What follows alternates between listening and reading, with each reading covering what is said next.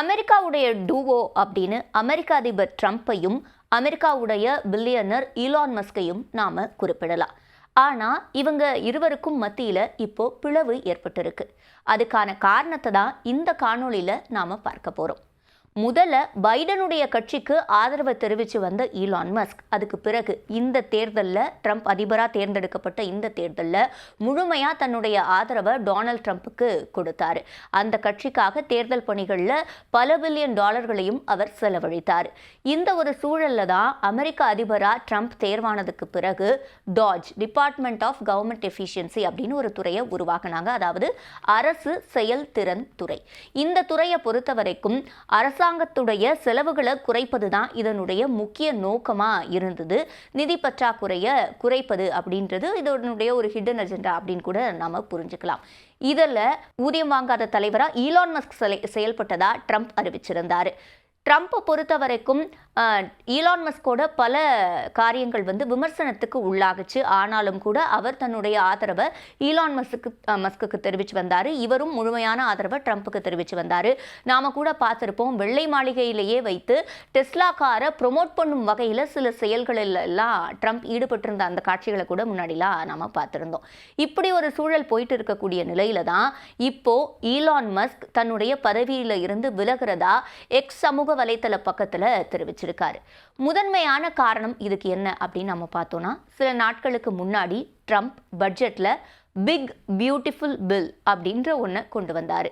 அதாவது இந்த பில்லை பொறுத்த வரைக்கும் வரி சலுகைகள் அதில் இடம்பெற்றிருந்தது. வரி குறைப்பு, அதே மாதிரி பாதுகாப்பு துறைக்கு அதிக நிதி ஒதுக்கப்படும்னு அறிவிக்கப்பட்டிருந்தது. இது சீக்கிரமே நடைமுறைக்கு வர இருக்கு. இதுக்கு ஈலான் மஸ்க் பப்ளிக்கா எதிர்ப்பு தெரிவிச்சிருந்தார். ஒரு பில் அப்படின்றது பெருசா இருக்கலாம், இல்லைன்னா அழகா இருக்கலாம். பெருசாவும் அழகாவும் இருக்க முடியாது அப்படின்னு சர்காஸ்டிக்கா குறிப்பிட்டிருந்தாரு. அது மட்டும் கிடையாது, இதுல பாதுகாப்புத்துறைக்கு நிதியை அதிகரிக்கிறாங்க, வரி சலுகைகள் கொடுக்கறாங்க. இதெல்லாம் ஏற்கனவே அரசுக்கு இருக்கக்கூடிய நிதி பற்றாக்குறையை இன்னும் அதிகரிக்கும். அது மட்டும் இல்லாம டாஜ் அப்படின்ற இந்த டிபார்ட்மெண்ட் இருக்கு இல்லையா, அரசுடைய செயல்திறன் துறை, இந்த துறையுடைய செயல்பாடுகளை குறை மதிப்பீடு செய்யும் வகையில இது அமைந்திருக்கு அப்படின்னு சொல்லி குறிப்பிட்டாரு. அது மட்டும் கிடையாது, இப்ப நான் பதவி விலகிறதா சொல்லி இருக்கிற அவர் வரும் காலங்களில் இந்த துறை இன்னும் வலுப்பெறும் அப்படின்னு சொல்லியிருக்காரு. சரி, இந்த டாஜை பொறுத்த வரைக்கும் ஈலான் மஸ்க் இதுல மொத்தம் 130 நாட்கள் தான் பணியில இருப்பார் அப்படின்னு சொல்லியிருந்தது. அந்த வகையில பார்க்கும்போது ஜனவரியில் அவர் பதவியேற்றாரு. மே 30ஆம் தேதியோட அவருடைய பணிக்காலம் நிறைவு பெறுது.